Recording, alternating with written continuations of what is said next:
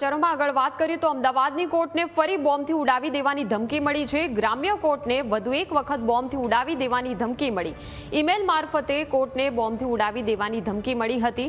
Fire વિભાગની 3 ગાડીઓ ગ્રામ્ય કોર્ટમાં તપાસ હાથ ધરવામાં આવી છે। ઈમેલ મારફતે કોર્ટને બોમ્બથી ઉડાવી દેવાની ધમકી મળી છે। તો અમદાવાદની કોર્ટને ફરી બોમ્બથી ઉડાવી દેવાની ધમકી મળી છે। સમગ્ર મામલે હાલ તપાસ ચાલી રહી છે। અમદાવાદ ગ્રામ્ય કોર્ટને વધુ એક વખત બોમ્બથી ઉડાવી દેવાની ધમકી મળી છે। સંવાદદાતા જયેશ ફોનલાઈન પર જોડાઈ ગયા છે। જયેશ, ઈમેલ મારફતે ગ્રામ્ય કોર્ટને બોમ્બથી ઉડાવી દેવાની ધમકી મળી છે, આ મામલે શું તપાસ?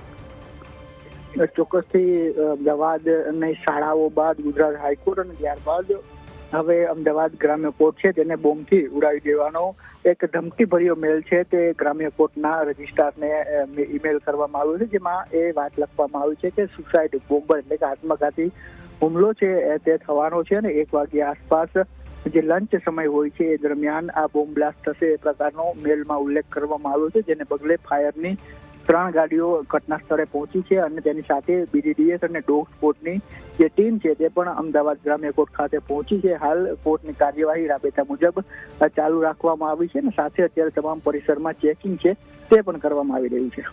આભાર જયેશ, માહિતી આપવા બદલ।